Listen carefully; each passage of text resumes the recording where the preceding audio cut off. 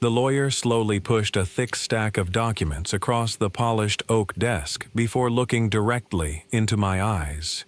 "If you are not legally married by tomorrow afternoon," he said in a calm voice, "everything your grandfather spent 50 years building will be taken away." For a few seconds, I honestly believed he had to be joking. There was no way my grandfather, the wisest and kindest man I had ever known, would leave behind something so cruel. Then the lawyer turned the final page toward me. Hidden among dozens of pages of legal language was a single condition no one in my family had ever mentioned. If I remained unmarried by 4 o'clock the following afternoon, my inheritance would immediately be forfeited. The entire Mercer family farm would be auctioned. The charitable foundation my grandfather had created to help struggling families would be dissolved. The scholarship program that had paid college tuition for hundreds of underprivileged students would disappear forever. Everything gone, and I had less than 24 hours to stop it.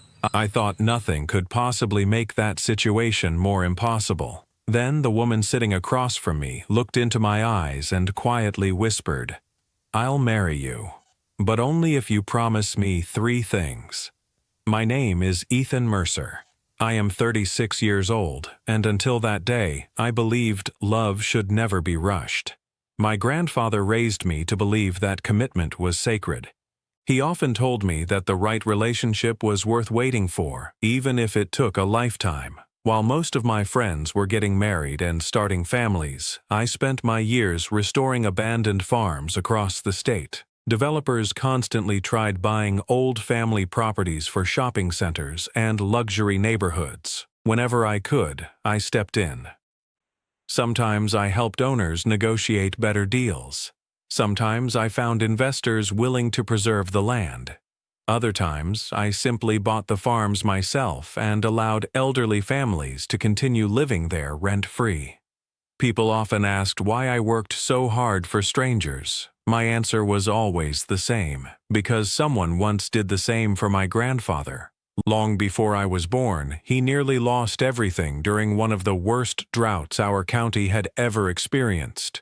Neighbors came together to save his farm. He never forgot their kindness. After rebuilding his life, he made a promise. Whenever someone else faced hardship, he would be the first to help. That promise became our family's legacy. Every acre of Mercer Farm carried memories of generosity.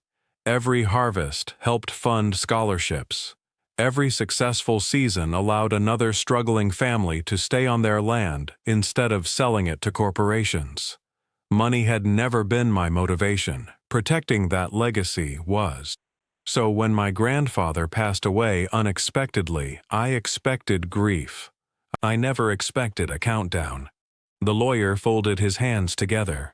"Your grandfather personally added this condition 5 years ago," he explained. "He instructed us not to discuss it with anyone until after his passing." "Can it be challenged?" I asked. He slowly shook his head. "We've already reviewed every possible option.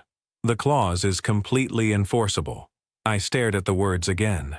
Married. By tomorrow. It sounded ridiculous. I hadn't even been on a real date in nearly 2 years. Finding someone willing to marry me overnight was impossible. Still, impossible was better than surrender. I spent the rest of the afternoon calling every close friend I had. Most of them laughed. They thought I was making some kind of elaborate joke. Those who realized I was serious became uncomfortable. A few apologized. Others simply said they couldn't marry someone they didn't love, even temporarily. By evening, I had exhausted every contact in my phone. The next morning wasn't any better. I visited 3 different attorneys, hoping one of them would discover a loophole. Every answer was exactly the same. "The deadline is valid. There is nothing we can do." Each office I left felt heavier than the last. By early afternoon, I sat alone inside my truck in the parking lot of another law firm. The clock on my dashboard reminded me that less than 20 hours remained. For the first time since hearing the news, I wondered if my grandfather had made a terrible mistake. Why would the man who taught me patience suddenly demand urgency? Why would someone who believed in genuine love force me into a rushed marriage? None of it made sense.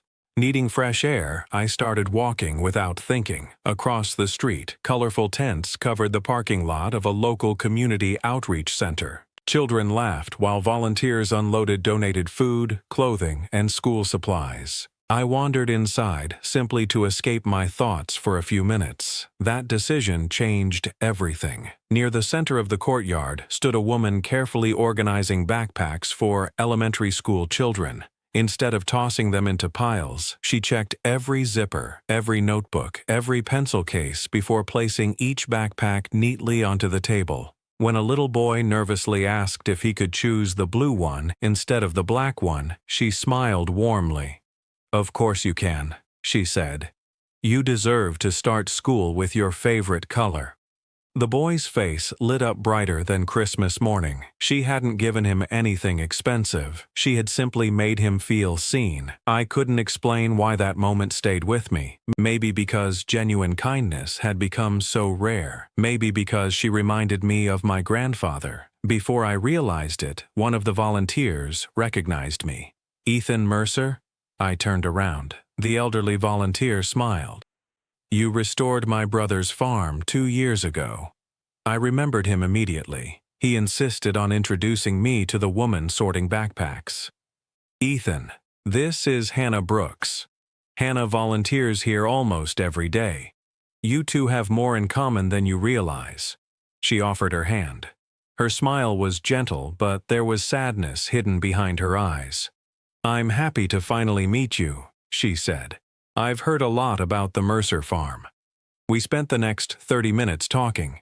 At first, our conversation centered on farming, volunteer work, and the families we had both helped over the years. Then somehow the topic shifted. She noticed how distracted I seemed. "You look like someone carrying the weight of the world," she said softly. I laughed without humor. "It feels that way."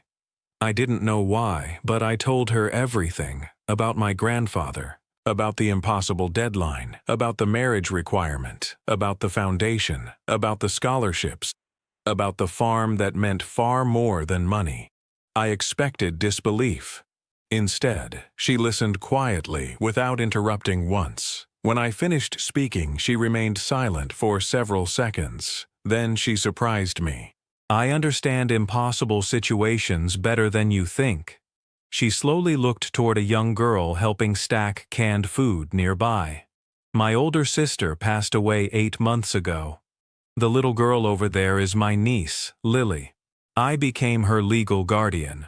I followed her gaze. Lily couldn't have been older than 12. She laughed with another volunteer while placing soup cans into cardboard boxes. But every few moments, she instinctively looked back toward Hannah, making sure she was still nearby. "There are relatives who suddenly want custody," Hannah continued. "They aren't interested in Lily. They're interested in the money my sister left behind. My attorney believes being legally married would make my custody case much stronger." I stared at her. Neither of us spoke. The coincidence felt almost unbelievable. Finally, she looked directly into my eyes. "I'll help you save your grandfather's legacy." She paused before continuing. "But only if you promise me 3 things. She lowered her eyes for a moment before speaking. "The first promise is that this marriage can never become a selfish arrangement. We help each other honestly. No lies, no manipulation, no taking advantage of each other's kindness." I nodded immediately. "I can promise that."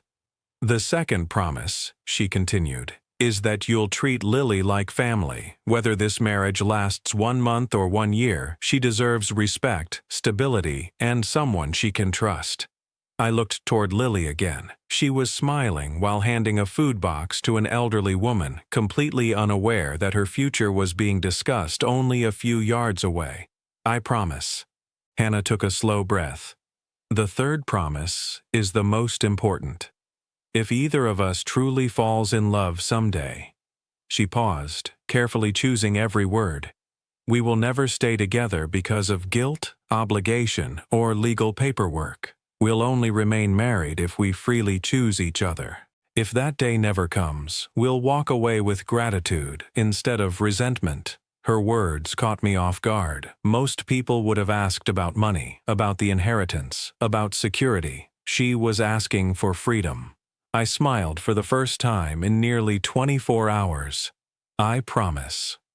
The following afternoon, we stood together inside the county courthouse. There were no flowers, no music, no family members filling the seats, only 2 witnesses from the community center and a judge who had probably performed hundreds of ceremonies just like ours. The vows lasted less than 5 minutes. The signatures took even less time. When the judge declared us husband and wife, the room remained quiet. There was no applause, no celebration. Yet something unexpected happened. As we stepped outside into the warm summer sunshine, Lily ran toward us. Without saying a word, she wrapped her arms around me. "Thank you," she whispered, "for helping us stay together." Those simple words reached a place in my heart I didn't know existed. The inheritance was officially secured later that afternoon. The lawyer called to confirm everything had been finalized. The farm belonged to me. The charitable foundation would continue operating. The scholarship fund would remain untouched. I should have felt relieved. Instead, the first thing I did was transfer a large portion of the inheritance into expanding the scholarship program. My grandfather never cared about wealth. He cared about people. Hannah watched quietly as I signed every document. "You never wanted the money," she said. "You only wanted to protect what it could do." I smiled. That's the only part that ever mattered.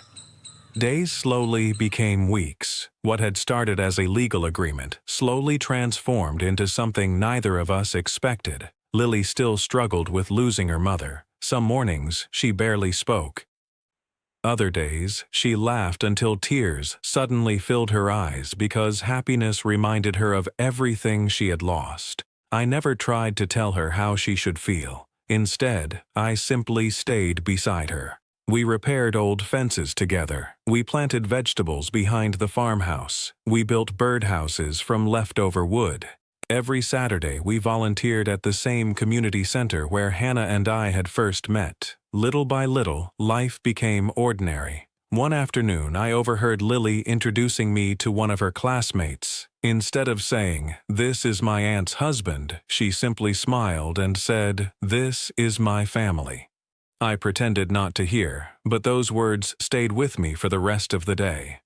As the months passed, I began noticing countless things about Hannah. She remembered every child's birthday at the outreach center. She secretly paid grocery bills for struggling single parents. She stayed late after every volunteer event to clean up even when nobody asked.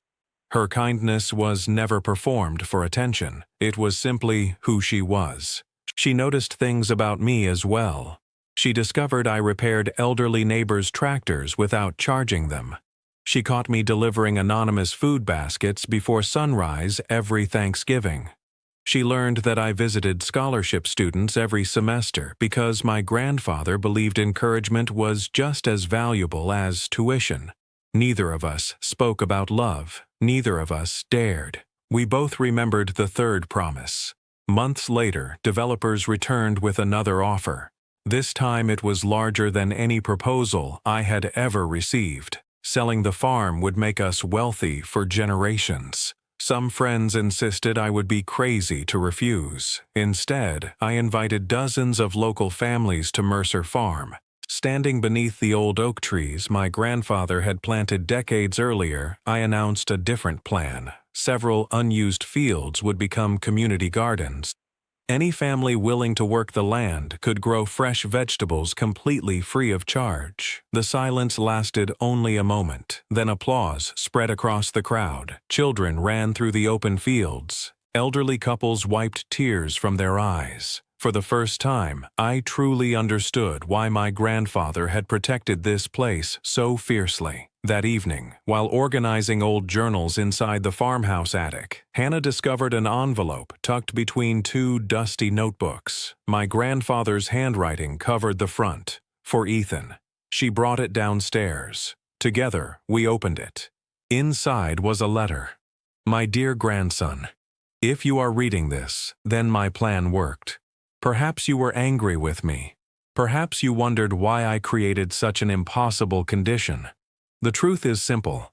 I never cared whether you married quickly. I cared that you had forgotten something important. You spent your life saving everyone else's families, but somewhere along the way, you forgot to build one of your own. Land can be rebuilt, money can be earned again, even a foundation can be restored, but the years we spend alone never return. If this condition helped you discover someone worth sharing your life with, then forgive an old man for interfering one final time. If it did not, at least you will know I acted only because I loved you. I couldn't finish reading.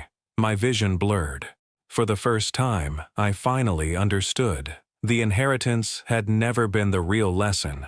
Several weeks later, Hannah received the news she had been waiting for. The judge officially awarded her permanent custody of Lily. The marriage was no longer necessary. That evening, I returned home to find a small suitcase sitting beside the front door. Hannah stood quietly beside it. "It's time," she whispered. "We made a promise." I couldn't argue. She was right. The legal reasons that had brought us together no longer existed. "I'll always be grateful," she said. "You gave Lily a home when she needed one most.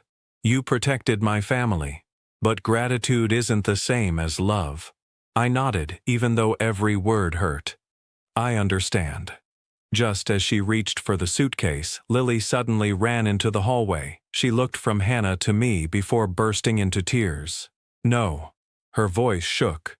"Please don't leave." Neither of us moved. She wiped her face with both hands. "You always told me real families stay together. You eat breakfast together. You fix bicycles together. You help neighbors. You laugh. You forgive each other. You don't need fairy tale moments. You already love each other." The house became completely silent. I slowly reached into my wallet. Folded inside was the small piece of paper where I had written Hannah's 3 promises months earlier. The edges had become worn from carrying it every day. I unfolded it carefully. "We kept every promise," I said quietly. "We never lied. We protected Lily. And now," I looked into Hannah's eyes, "for the first time, we're completely free. If you walk out that door today, I'll respect your decision. But if you stay, it won't be because of lawyers. It won't be because of my grandfather. It won't be because of an inheritance. It'll be because somewhere between planting gardens, helping strangers, raising Lily, and living ordinary days together, I fell in love with you." Tears filled Hannah's eyes. "I fell in love with you months ago," she whispered. "I was just afraid admitting it would break our promise." I gently reached for her hand. "This time, we're choosing each other." She smiled through her tears. The suitcase remained beside the front door. It was never opened again. Years passed. Mercer Farm became more than farmland. It became a place where struggling families found hope, where children discovered opportunities, where neighbors became lifelong friends, where kindness grew just as faithfully as every harvest. Hannah and I renewed our vows in the same courthouse where everything had first begun. This time the room was overflowing with people whose lives had been touched by the farm, the foundation, and the scholarship program. There were no impossible deadlines anymore, only grateful hearts celebrating a love that had been freely chosen. As the sun set across the fields one quiet evening, I realized my grandfather's greatest inheritance had never been land or money. It was the courage to believe that genuine love is built through honesty, patience, sacrifice, compassion, and the ordinary moments we choose to share every single day. If this story touched your heart, let us know in the comments which of Hannah's 3 promises meant the most to you. Don't forget to like this video, subscribe to the channel, and share it with someone who believes that kindness and second chances can truly change a life. Thank you for watching, and we'll see you in the next story.